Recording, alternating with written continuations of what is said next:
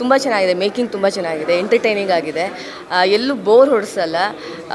ಎಲ್ಲ ಎಲಿಮೆಂಟ್ಸ್ಗಳು ಇದೆ. ನಮಗೆ ಒಂದು ಪ್ರೇಕ್ಷಕರನ್ನ ಕೂರಿಸ್ಕೊಳ್ಳೋಕ್ಕೆ ಬೇಕಾದಂಥ ಎಲ್ಲ ಎಲಿಮೆಂಟ್ಸ್ಗಳು ಇದೆ.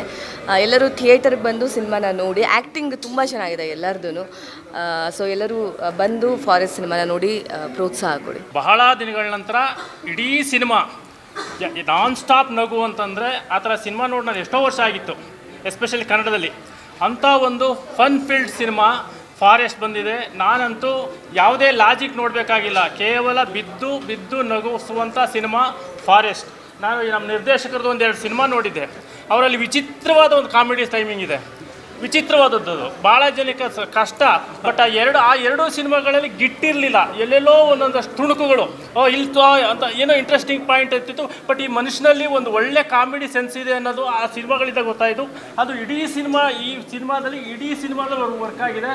ಎಷ್ಟರ ಮಟ್ಟಿಗೆ ಅಂತ ಹೇಳಿದ್ರೆ ಈ ಸಿನಿಮಾ ಗೆಲ್ಲೇಬೇಕು. ಇವತ್ತು ಈ ಸಿನಿಮಾ ಗೆಲ್ಲೇಬೇಕು. ಆಮೇಲೆ ಏನಾದ್ರು ಗಂಭೀರವಾದ ಸಿನಿಮಾಗಳು ಅದು ಇದು ಎಲ್ಲ ಥರದ ಸಿನಿಮಾನು ಬರಬೇಕು. ಆದರೆ ಈ ಥರದ ಸಿನಿಮಾಗಳು ಹೆಚ್ಚು ಬರಬೇಕು, ಇದನ್ನು ನೋಡಬೇಕು, ಈ ಸಿನಿಮಾನ ಗೆಲ್ಲಿಸಬೇಕು. ಸೊ ಧನ್ಯವಾದಗಳು ಒಂದು ಒಳ್ಳೆಯ ಸಿನಿಮಾ ಕೊಟ್ಟಿದ್ದಕ್ಕೆ. ಎಲ್ರಿಗೂ ನಮಸ್ಕಾರ. ತುಂಬ ಕನಸು ಕಟ್ಕೊಂಡು ಫಾರೆಸ್ಟ್ ಸಿನಿಮಾ ಕಟ್ಟಿದ್ವಿ. ತುಂಬ ಖುಷಿಯಾಗ್ತಿದೆ ಇವತ್ತು, ಯಾಕೆಂದರೆ ಎಲ್ಲ ಸೆಲೆಬ್ರಿಟೀಸ್ ಬಂದು ಸಿನಿಮಾ ನೋಡಿ ತುಂಬ ಕಾನ್ಫಿಡೆಂಟಾಗಿ ಮಾತಾಡಿದ್ರು. ಯಾಕೆಂದರೆ ಇದರಿಂದ 2 ವರ್ಷಗಳಿಂದ ತುಂಬ ಆ ಸ್ಕೇಲ್ನ ನಾನು ಇಲ್ಲಿವರೆಗೂ ಬಾಂಬೆ ಮಿಠಾಯಿ, ಡಬಲ್ ಇಂಜಿನ್, ಬ್ರಹ್ಮಚಾರಿ ಸಿನಿಮಾಗಳು ಮಾಡ್ಕೊಂಡ್ಬಂದ್ವಿ. ತುಂಬ ಸಿಂಪಲ್ಲಾಗಿ ಒಂದು ಎಡೆ ಇಟ್ಕೊಂಡು ಕಥೆಗಳು ಮಾಡ್ತಾ ಹೋದೆ.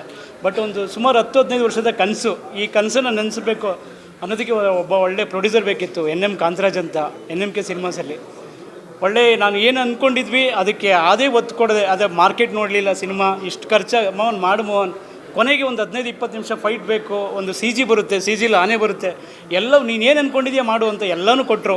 ಸೊ ಆ ವಿಷಯದಲ್ಲಿ ನಾನು ಪ್ರೊಡ್ಯೂಸರ್ಗೆ ಹ್ಯಾಟ್ಸ್ ಆಫ್ ಹೇಳ್ತೀನಿ. ಇವತ್ತು ಈ ರಿಸಲ್ಟ್ ಬರೋದಕ್ಕೆ ಪ್ರೊಡ್ಯೂಸರ್ ಫಸ್ಟ್ ಮೇನ್ ಕಾರಣ. ಅಷ್ಟು ಖುಷಿ ಆಗ್ತಿದೆ.